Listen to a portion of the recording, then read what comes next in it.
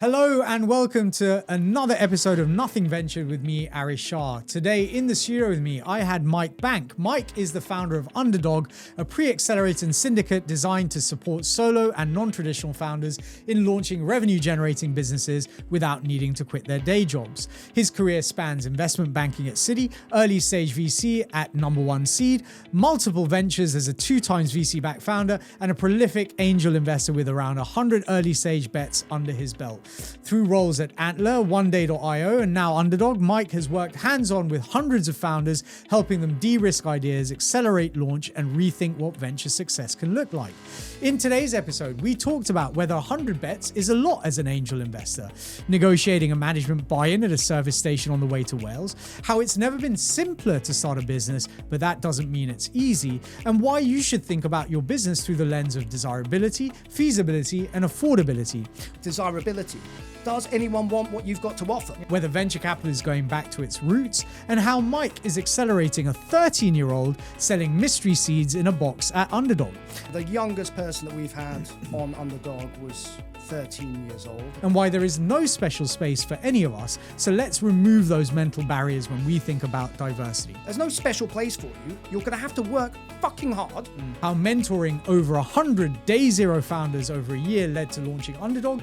I got invited to mentor on this, venture program, I suppose, but working with very early, as in like DayZero founders, people who wanted to start something, but in many cases didn't know what they wanted to start. And Mike's contrarian opinion, it's okay to fail even if it's not well accepted here in the UK, but success should also be celebrated. And inequality of life will always exist, and that's okay. I think it is both okay to fail. Let's get straight into it. Hey guys, whilst I've got you here for a second, I thought I'd reintroduce myself. My name's Aarish. I'm the host of Nothing Ventured, the podcast where I talk to the people behind the stories that make the venture ecosystem go round. I'm also the founder of Emerge One, a consultancy providing fractional CFO support to venture-backed tech startups from seed to Series B and beyond. If you like the podcast, we'd love it if you could rate and subscribe on YouTube, Spotify, Apple, or wherever you get your podcasts. And if you want to tell me anything about what you've heard today or recommend any guests that you'd like for us to have on, reach out to me on LinkedIn or Twitter. I'd love to hear from you. Right, let's get back into it.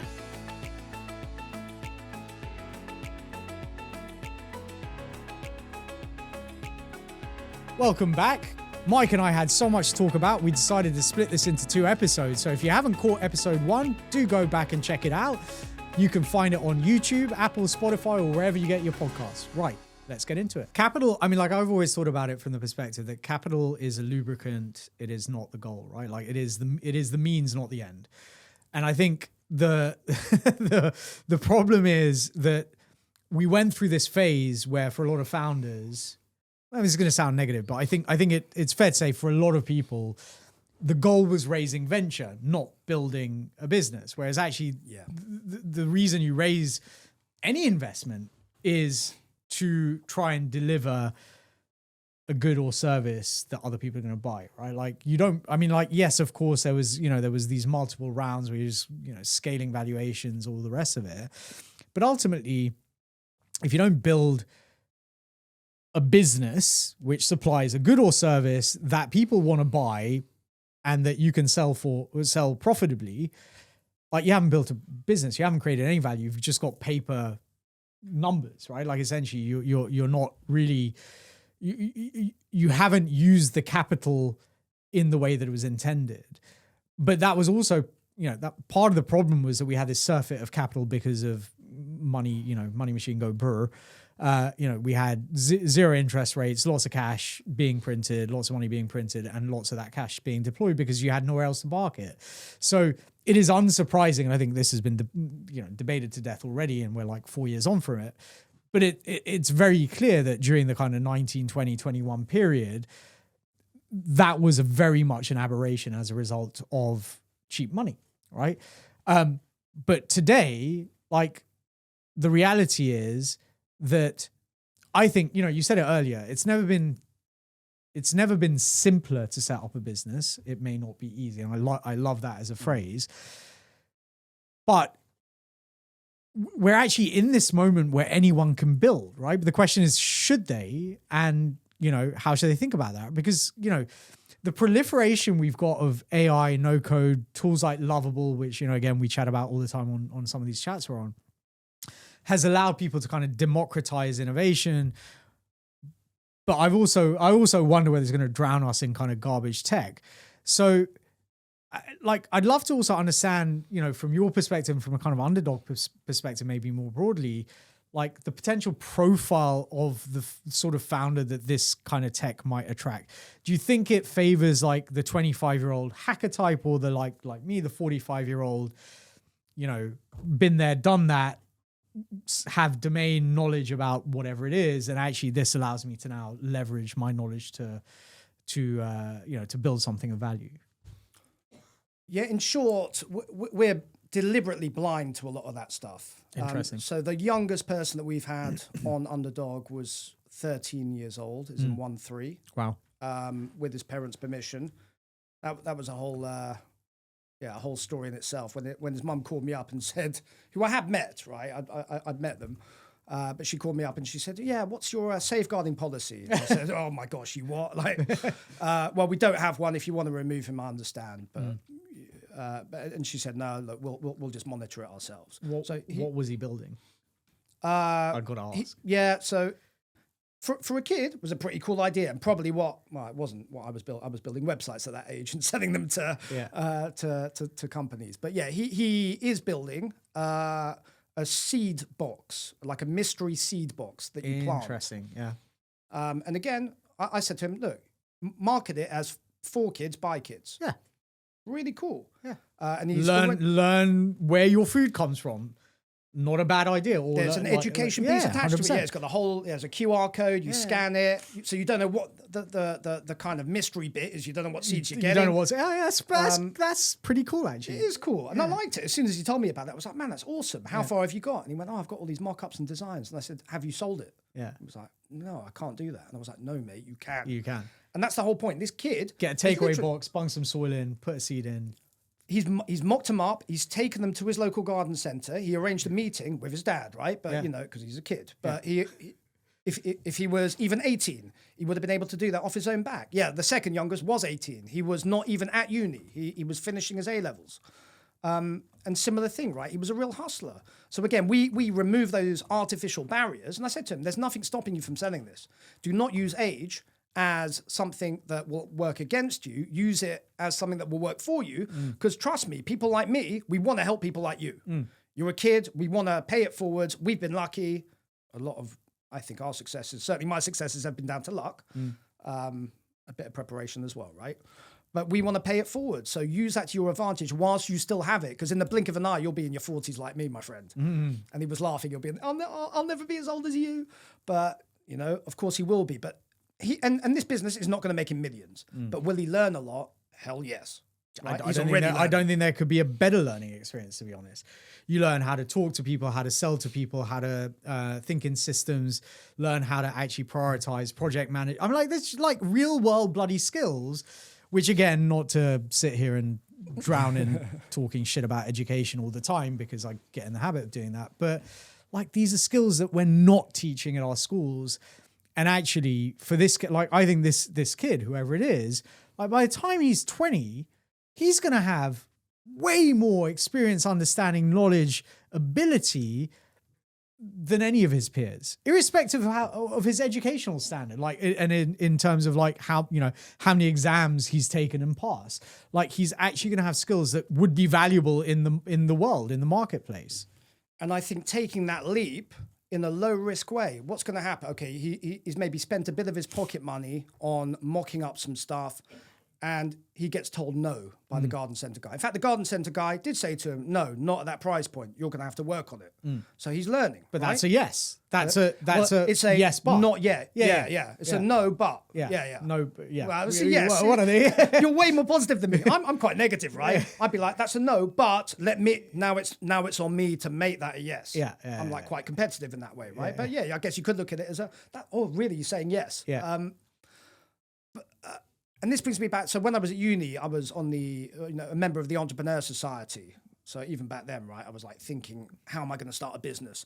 And they brought this kid in who had been he was like the UK's biggest importer of electric scooters from, or not even electric. Back then it was like gasoline. What do we call it? Petrol scooters. Diesel, petrol, yeah. Petrol scooters from China. Yeah. And he came to give us a talk about how he got there. Can't get those. Can't get those these days. For all manner of reasons. Unless you want to pay 104% more. But anyway, and the rest. Yeah. But the question I asked him, it actually embarrassed me because I was one of like 5 people in the room. And I was like, man, this guy's a legend in my mind, at least. And he was similar age to us. He wasn't like some old experienced entrepreneur. And I said to him, I was like, what would you have done if you had failed? And he looked at me like I was an idiot. And he was like, mate, I couldn't have failed. He said, basically, I wanted one of those scooters. I thought, how can I get one? The MOQ, so the minimum order I needed to make was like 10 units or something. I realized that if I could sell 9 of the 10, it would make me money, so I get a free scooter. Yeah. He was like, yeah, maybe he wasn't smart enough to sell in advance. Actually, he just got the money together and paid for it. But that is the next logical step, right? Yeah. You've got experience that he didn't have, so you would have sold in advance. You'd have sold 1,000, and you'd have already had an amazing business. But he was like, man, it wasn't really a risk. If it was a risk, I'd have ended up with 10 scooters. I'd have given 9 to my mates. And it would have been a costly lesson, but I'd still have the scooter I wanted. I was like, man, because back then I was like, oh, failure is bad. Going back to what you were saying, I, also privately educated, and also, it was somewhat embarrassing, but at prize day, it was like, might come up, and it was like a not for every subject. I've got a few Bibles that are sitting in the in the library at the moment. All my prizes are long gone, right? But yeah, so I was like an academic top performer, and I'd always been told I had great potential and all the rest of it. And then you hit the real world, and you're like, flipping heck, I'm nowhere near as smart or as good as I thought I was. Even if I'm prepared to work hard, which or potentially as hungry, right? Like it sounds Always like you were hungry, but like when you realize that. When you realize that so much of what you have achieved has been down to circumstances, like it's very hard to go out into the real world. It can be very hard to go out into the real world and look around and go, shit, like these guys have actually had to like work. Like For sure. I know at university, I did zero work, right? Like, I did less than zero. Yeah. They tried to kick me off the course in term 1.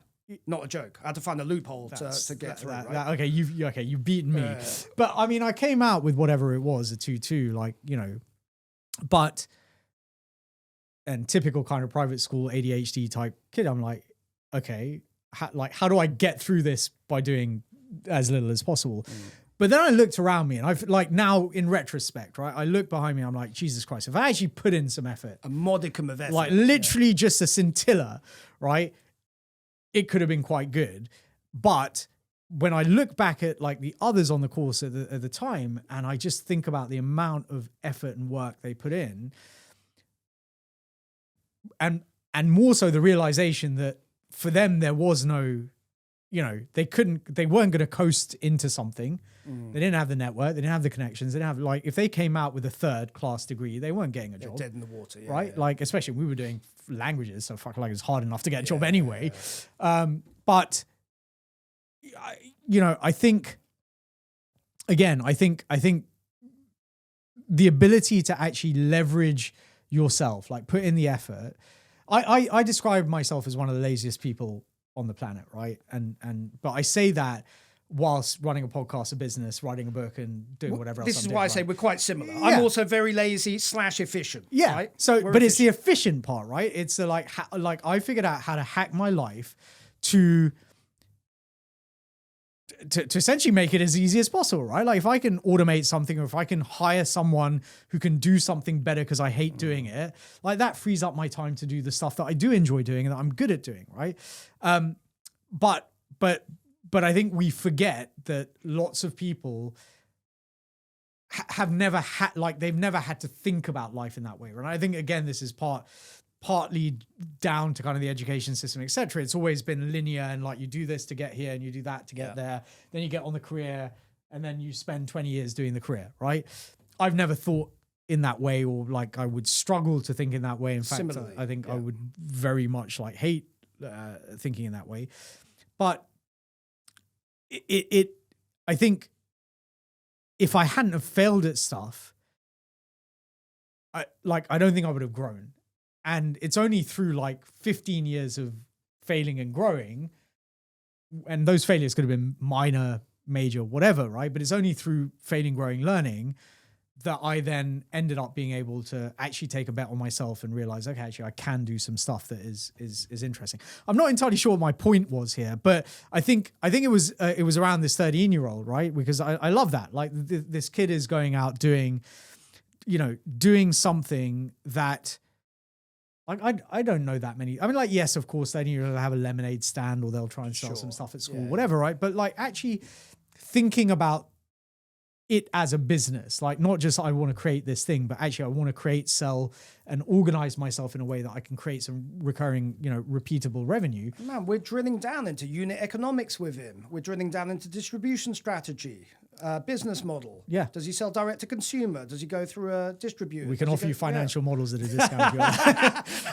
Let's not get it. We'll probably get cancelled on our WhatsApp chat as well. Look, we've gone through a bunch of stuff, but I do want to get to this last point because I think this is this is interesting, if a little bit controversial, right? So Underdog has obviously been like a fascinating response to all of this, whether it's, VC changing, whether it is, your time in accelerators and your experience of that, whether it is, now having these tools that can basically, launch an MVP in 20 minutes. I'm like, honestly, although you've done it yourself, right? I've tried. I mean, like at the moment I'm struggling with Gemini, trying to write Google Apps scripts, which anyway, we'll talk about that offline. But I'd love to understand what problem you thought you were solving when you started it and how that's evolved. And then one of the things that you said to me is that you are anti-diversity, which we both know might get either of us cancelled. But can you explain what you actually mean by that in the Underdog context? And how do you think about, I guess, impact, right? Like, are you thinking about Underdog in terms of like, how do we create outlier returns? Are you thinking about it, okay, how do we just create as many great businesses as possible? What is the plan? Okay, my simple brain can't cope with all of that, so I'll get you to prompt me. That's fine. So how did it evolve? Like, let's start with that. Let's first start with the diversity piece, because before we do get cancelled, okay, let's address that. Fine. Right? That's good. It's a good idea. So, I'm not anti-diversity, but I'm anti how diversity is being portrayed, and what I mean by that is, and you'll have seen it. So I'm not against this per se, as in an accelerator just for black founders, or an accelerator just for female founders, or support just for state school educated, non-privately educated founders. I'm not against that in principle. And I think if that is the only way that you can encourage people from those overlooked, underrepresented demographics to take the first step, kudos, do it, right? Fantastic. I think the danger there, though, is that you are saying to those individuals, this is the only way. This is the only way. Yeah. So the approach that we take at Underdog, we've got Underdog in the name. So it's somewhat explicit that we exist for Underdog founders, for people from any of these overlooked backgrounds. But we do not positively discriminate. We don't say just because, we only serve one-legged purple unicorns who are based in the north of England. We don't do that. We say, actually, like, I might have to swear. Is that allowed? Yeah, swear. Like, fuck the excuses. Yeah. Like, you have the ability to do it regardless of your circumstance. Yep. So the polar opposite to what other people are telling you. Other people are saying, well, you probably won't make it, but to help you make it, we've created this special little place for you. No, there's no special place for you. You're going to have to work fucking hard. You're going to have to work your butt off. And yes, you will have to work harder than others, but get rid of these mental barriers, these artificial hurdles that you have been conditioned to accept are in your way. Let's just remove those for you. So rather than saying, because, I don't know, look, I tick a fair few demographic boxes myself, right? I'm a gay founder / investor. Even though I don't see myself as disabled, technically I'm disabled, per the Equalities Act. I'm a second generation immigrant. So I'm the brother of an immigrant, the son of an immigrant, the grandson of an immigrant. Wait, where does bank come from? From a phone book, I think, when my granddad emigrated here originally. From? I don't know where. In fact, no, he didn't emigrate here. He was born here, but my grandmother did. So I think my great grandfather emigrated. I actually don't know, mate. Eastern Europe, I would guess. Okay, fine. Yeah. Yeah, I'm not sure. Okay. He died. Yeah, Back in the midst of time, sort of thing. Yeah, my dad had me late, so he's already passed away. And my granddad had my dad sorry to hear late, so that. he's already passed away. So a lot of the family lore has been lost. Some of the stories still stick in here, but yeah, exactly where they're from, I don't know. My grandmother was from somewhere in Ukraine. I know that. Got it. Okay. But yeah, look, do I see myself as disadvantaged because of those things? No. And again, like if you were to look at me, you wouldn't necessarily know that any of those things were true, right? I don't present as disabled. Maybe I don't present as gay or LGBT or homosexual or whatever you want to call me. I am white. I am male, right? So I'm not saying that my experience of the world is the same as, say, your experience as a non-white person. Maybe we've had different experiences. But would you see yourself as disadvantaged? I've talked about this a lot. No, not at all. I've been one of the most privileged people on the planet. Like the only disadvantages that I have had have been self-inflicted. Oh, ditto, right? Yeah. Yeah. And that's okay. It's okay. So I think a big part of why we created Underdog is to say we are for everyone. There is no application form. We're not going to say to 98% of you, you didn't make the cut. We want to be as inclusive as possible. And without being specifically focused on. So if you had a cohort, if you had a, like, let's say you had 1,000 applicants and 998 of them were white male, you're not going to say no to those 998. No, I wouldn't. But what is interesting, and this is why and it's still very early days for us, right? I'm not claiming to be the king of diversity or to have solved every single problem in the world, right? I'll leave that to others to claim. But what I can say, at least Twitter at the very, at least, yeah. X as it's called these days, of course. I refuse, but yeah, okay. Yeah, let's call it Twitter. But if you actually look at the data from our past cohorts, because I get actually legit attacked, not physically, right, but online for some of the stuff that I say and our positioning. And I get told, I did a post the other day, like a really congratulatory post supporting some of, one of our founding teams, a company I've invested in. I've put my own cash in, who are building an LGBTQIA plus. Got them all right. Did not. Them all right. I'd forgotten about the QIA, but okay, fine. Yeah, and it does change. Yeah. Mental health app. Okay. And they are an incredible team. They're doing great things. And they had a tiny SEIS allocation left that was expiring because they'd set the company up over just under 3 years ago. Yeah. So I did a post saying, look, they're doing great. All these venture funds are backing them. But there is this little ticket. If this resonates with you and with your life mission, get in touch with me and I'll put you in touch with the founders. And I said, what's great about them is that so few LGBT plus founders get funded that only the best of the best do get funded. Yeah.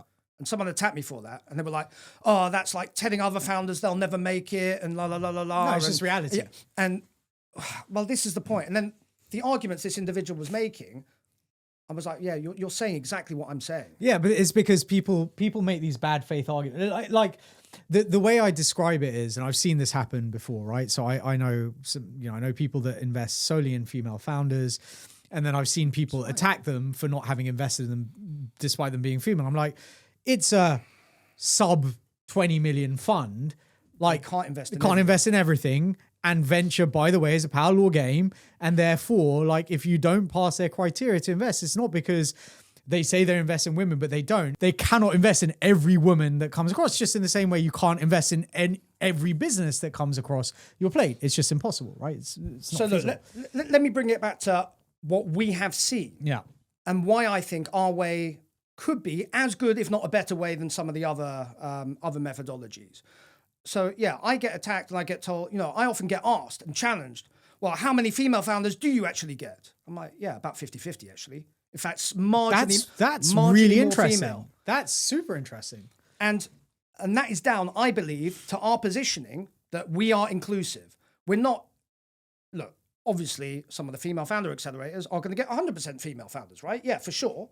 But given the fact that we say we're open to anyone, the fact that we do get about 50-50 tells me that there are barriers put in place. I'm not saying the barriers don't exist, but that in the traditional venture ecosystem, barriers do exist. Well, so we should remove the barriers rather than creating these, in my opinion, these special little places for these founders. I mean, what you're saying resonates hugely with me. I mean, I've said this. We've had a number of kind of female founder sort of community founders on the podcast, and I understand why those exist, but part of me is like, also, why should they need to exist, right? And you know, maybe there is a reason that they need to exist. That's fine, right? Like, I'm not saying they shouldn't exist, but I think the problem is that we see it all the time online, right? We all get stuck in our echo chambers. And actually, if we just accept that, okay, there is going to be differences of some nature, right? We are different, right? To your earlier point, we're very similar, but objectively, we're different. I'm a brown guy, you're a white guy, right? Like, that's the reality, right? But we can have a conversation, right? I can have a conversation with a woman. I can have a conversation with, you know, someone from Southeast Asia or from the US or whatever, right? Like, pretty much the only people I can't have conversations with, I've realized, and that's just me, sadly, is people that are very, very politically biased in either direction. Like, I just find that annoying, if nothing else, right? I would take it one step further. For me, it's dogmatic people. Yeah. People who just believe what they want to believe and exclude everything else. Yeah. I like open-minded people. Exactly. Who are interesting and also interested. That's who I'm interested in speaking It feels like we went to the same school. I'm not entirely sure how this... Well, we didn't. I know that. Yeah, exactly. But okay, so I get the kind of diversity point, right? But how did you get to here though? Like, because, you know, again, your background does not scream like, I'm going to set up an accelerator. Like, you did some angel investing, bit of venture, you know, kind of went through a couple of accelerators, but you did a whole ton of mentoring, which I think is probably how it progressed, right? Like, that's how it progressed. Right. I mean, look, I think it was Steve Jobs who said that we, as humans, are exceptionally good at connecting the dots backwards. Right. I.e., these random events happen in our lives, and then we tell ourselves a story and other people a story as to how we got here. Yeah, exactly. I was always planning to, you know, no, Aarish, I wasn't, right?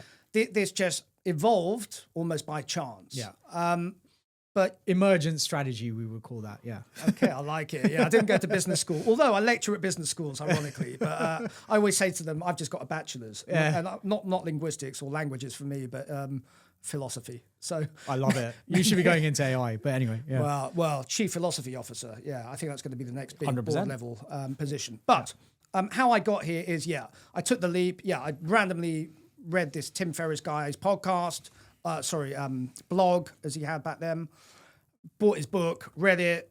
Then he started on his blog talking about the real world MBA. I took the leap, started doing that, and very quickly met a couple of guys who were running what you would probably now call a corporate venture fund, maybe, or a startup venture fund. They had their own really cash flow generating business. They were builders, and they wanted to help other people follow the same path as them. And they'd raised some external capital into the fund as well. They said to me, we're not, one was more sales, customer facing. The other one was more technical, and they were missing that financial hat. They brought me on board. We started investing. I was co-investing with my own cash and helping them. But what they realized is that they were builders at heart, but they wanted a portfolio approach. So they set up, before they were cool, what I guess you would call an ideation or venture studio. Sounds like Blenheim Chalcott sort of style. Yeah, it wasn't them. But yeah, look, they basically paid some people to sit. It's actually like a Berkshire Hathaway, essentially. Like, how do you build a portfolio of assets? Yeah, and from a startup perspective, though. But basically, long story short, they were paying some people to work with them on ideas, demand validate them, see if any took off. And then I came to help them with that as well. One of the ideas really did take off, and we got external venture funding. So that was my first VC-backed business with those two guys. And as I said, they were very experienced, helped me learn a lot. That company failed, by the way. So again, failing forwards. That was the important thing. I didn't go, that failed, let's give up. I was like, that failed. What have I learned? Why did it? What went wrong? What would I do differently next time? And what opportunities can I take from this? And one of the great opportunities was that our investors said, please don't give us the money back. Because, we said, we can tell it's not going to work. We won't be able to fundraise. We're going to run out of cash. Just take the money back that's left over. And they said, we don't want it back because it was under SEIS and they were going to get tax penalties. Yeah. So they said, look, just keep trying. So what we did is we tried to pivot, and that led to other opportunities. But we also did something similar to what we were talking about before the pod, actually. We took what was a cost center, i.e. our office space, and we turned it into a profit center. So we took a lease, which I happened to cross my desk for another company I'd invested in. They were moving offices. They said, oh, do you know anyone who wants an office? I said, I'll take it. We'll take it for our company, and then we will turn it into a co-working space. Yeah. So then that brought loads of other ecosystem operators through our office, literally.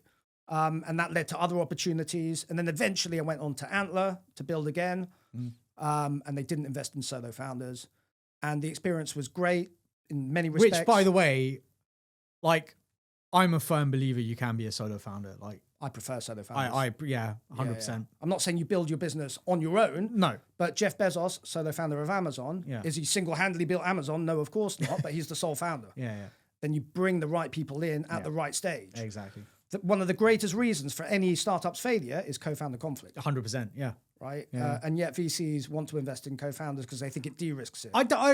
So I would argue that lots of VCs specifically, probably less so. Like, I don't think it's as big of a problem. I think it always comes down to, and you talked about it earlier, right? Like, your network relationship. So if you are a solo founder and you have access to, great. If you're a solo founder and you aren't, like, let's say you're a solo founder, you're not technical, and you can't get your hands on someone technical, then that's a problem, right? Like, that's where you maybe need a co-founder.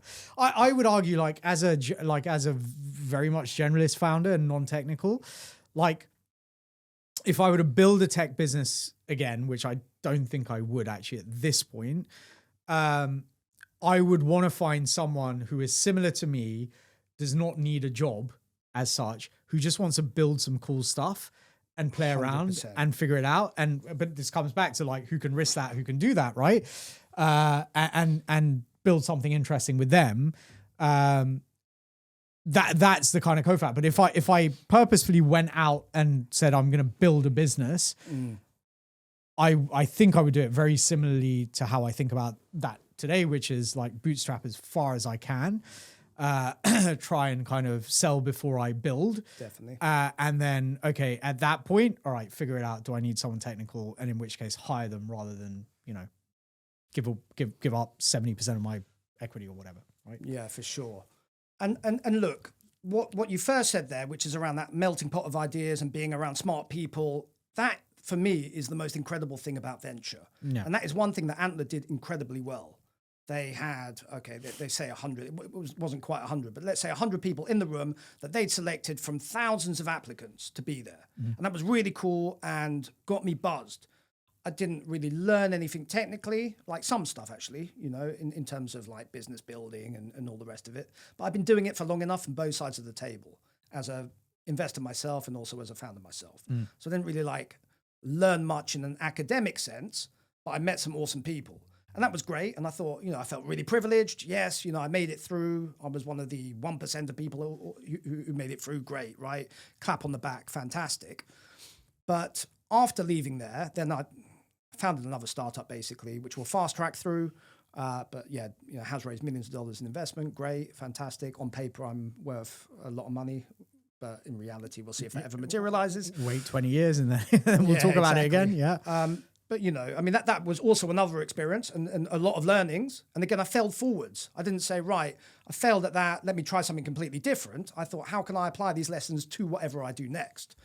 And just fortuitously, I got invited to mentor on this, venture program, I suppose, but working with very early, as in, like, DayZero founders, people who wanted to start something, but in many cases didn't know what they wanted to start. And I learned two major things on that. One was that I'm really bad at picking who is going to succeed at DayZero. Because people who on paper look like they should outperform, sometimes they did, but often didn't. And people who I wrote off because their CV, for want of a better word, wasn't great, actually sometimes did outperform. So I was like, okay, right, that's interesting. It probably correlates with my angel investments as well, right? I haven't been great at picking the individuals who are going to outperform. But having worked with them for 3 months, I start to get an idea of who is going to be good because I've worked with them. And I was like, oh, that's what Antler was doing with us, right? Back then they were paying, I think now they don't pay you, but back then they were paying us to basically sit around so they could monitor us and figure out whether or not we were going to succeed. Yeah. And they were capturing all these data points.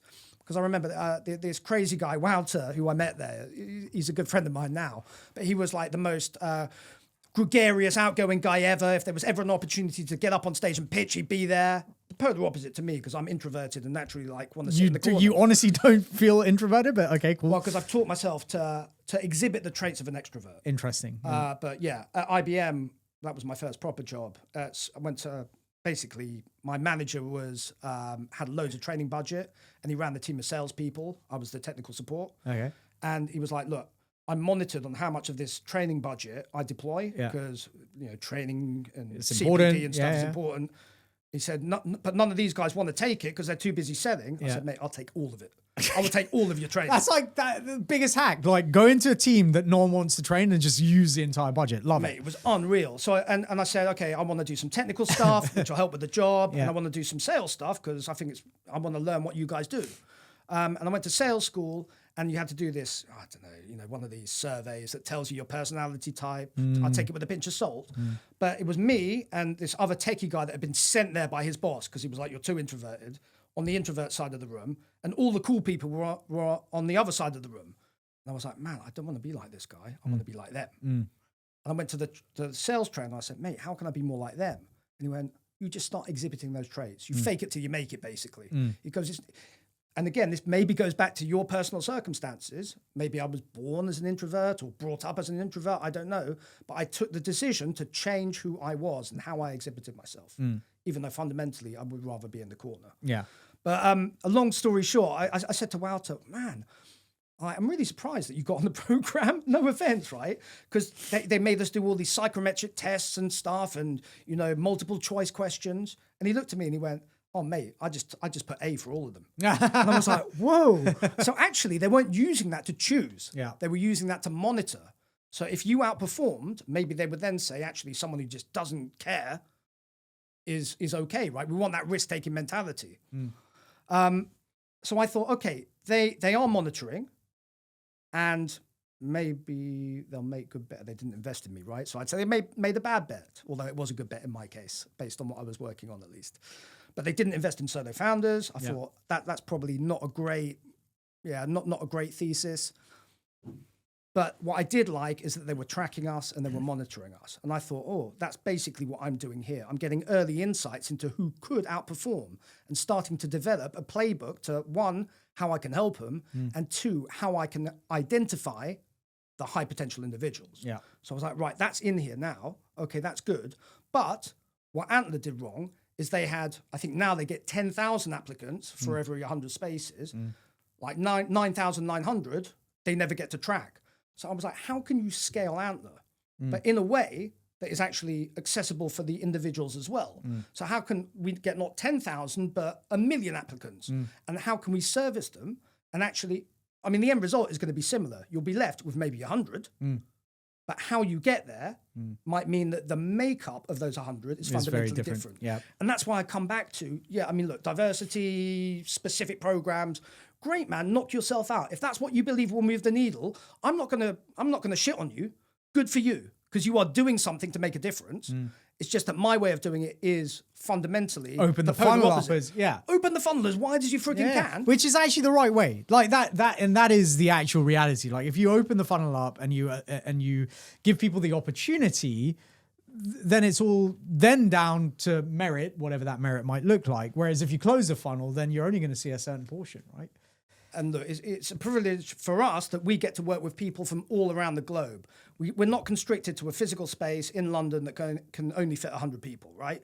We are virtual first. We do local events in different cities, but that's how it scales, right? So you still get some element of in-person, of being a part of something physical, and that, like this is the first time we've met, right? Although I feel like I've known you forever. And it is different and it's great. 100%. It's fantastic. Yeah. But you still keep it open and accessible, and it allows you to scale. I mean, we've never had 10,000 people on the cohort, right? And maybe we will reach some sort of natural limit, although I hope we won't, because we'll just break them up into smaller cohorts. You'll just hire more people, run different cohorts, and make it work. You may end up, like at the moment, it's a lot about getting to revenue first. That may be a core kind of principle, but you may end up with different cohorts in different programs, right? Because because it might be how do I improve my marketing, right? How do I improve my distribution? How do I improve my product? How do I improve whatever, right? Like there are, because this is one of my bugbears, and I want to wrap up in a second as well, because it feels like we could probably talk for another 2 hours. We could talk for two years, could be very, very easy. But like one of the problems fundamentally that I've always had with accelerator programs in general is accelerator programs are built to be almost homogenous, right? Like everyone has that same experience. But the problem is, A, no two businesses are the same. B, no two founders are the same. C, where do I go? A, B, 2? 1, 2, 3. But teams within startups face different challenges all the time, right? And like the challenge you're facing today is not the same challenge you need to fix tomorrow either, right? And so, you know, this is one of the things that I think accelerators kind of I personally think most accelerators, really the value is the value of the network, right? Like, is it a fertile ground from which you can either recruit, raise money, or find expertise? Like that's, you know, where I see the value. But so for those that are looking to kind of join Underdog, do they just go to Underdog and... Yeah, underdogx.co, and our next cohort will be launching soon. Yeah. But we're a startup ourselves, right? Yeah. Our fundamental mission is to remain as open and as low friction as possible to as many people as possible. We're learning with every cohort that we run, and we always ask for feedback on a rolling basis. So it's not just, you know, to be frank, our success rate is probably 3%. Like success measured by they make it all the way through the program, and ideally they are generating revenue, which is not for the sake of it, right? That is just to prove that they have demand validated, i.e. they're providing something to a specific audience that audience understands, wants, and is prepared to pay for. Yeah. Because again, if you go back to that startup triangle of success, the money needs to be in there somewhere, right? Yeah. It doesn't mean they're profitable or they're retiring. No, but they've validated the fact that someone wants to buy what they're selling. That's it. And kind again, of important. It's not revenue for revenue's sake, right? There's plenty of ways of making money. You don't need to start a business to do that. So it is demand validation is really what we're focused on. Yeah. But you're right. Founders are different. Businesses are different, and it's a struggle for us on a continuous basis to figure out how we can best service as many people as possible. And actually, what we've realized is less is more. We're not. I mean, we're prescriptive to a certain degree in that you've got to follow the rules and you've got to be a good actor. Basically, we've got a no dickheads policy, and we regularly kick people out who we think are toxic. That's so awesome. I love that. Fine. And we're brutal, but what we also say is you must have an action taking mentality. Yeah.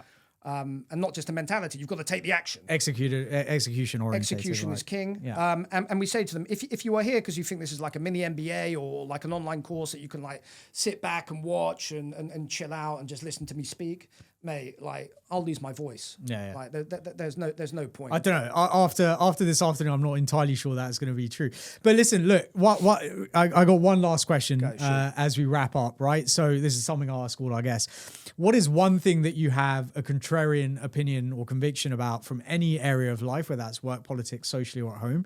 What is a kind of hill that you would die on defending that no one else would?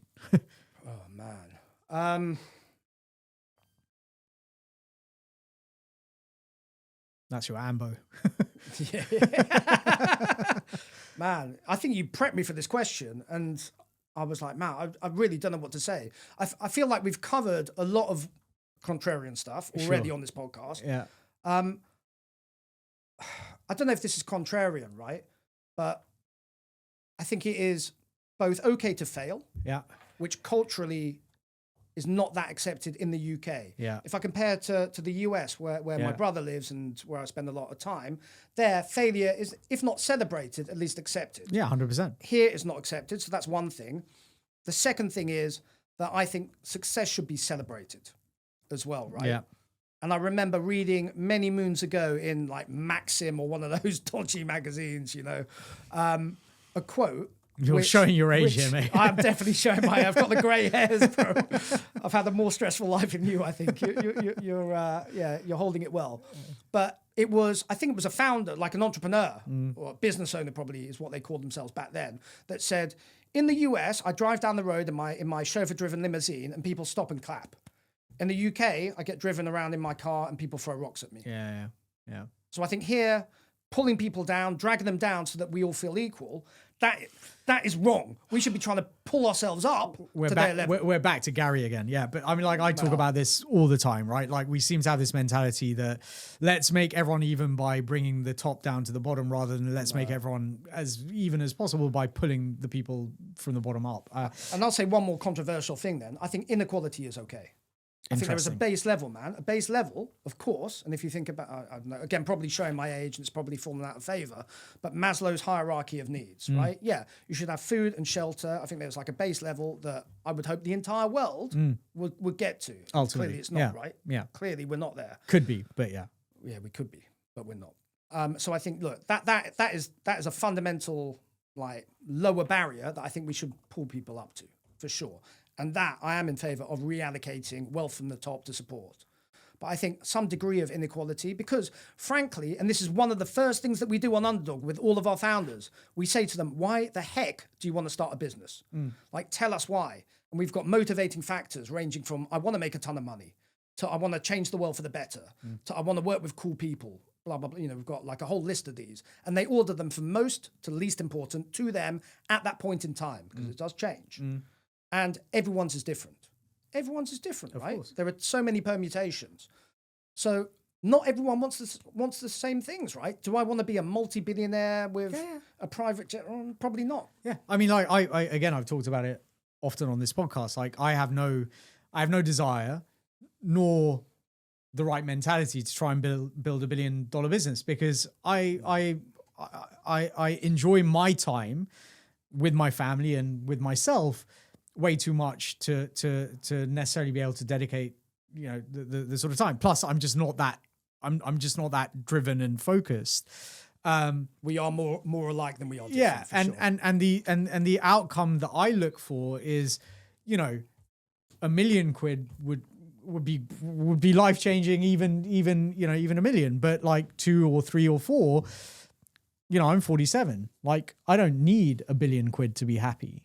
And in fact, you know, my wife would disagree with me here. Like, I'd be happy with, you know, a bit of a bigger place, a place somewhere else, maybe in Italy or whatever. And, you know, that's it. Like, my needs are quite simple. Sadly, my wife's needs are maybe less simple, but we'll see. I'm going to make the money first. Listen, Mike, it's been absolutely incredible having you on the podcast today. Thank you so much. This has been a really wide-ranging conversation. For our audience, where can they find you online? Are you on LinkedIn, Twitter? Where's the best place to find you on the interweb? LinkedIn is the best place. Yeah, Mike Bank. With a rainbow flag. Yeah, or rainbow in my name, so that's how you know it's me. And underdogx.co. That will give you information about us and you'll be able to get in touch. Amazing. Well, thank you so much for joining me today. It's been an absolute blast. My pleasure. We've gone around the houses. Amazing. Sure. Yeah, for sure.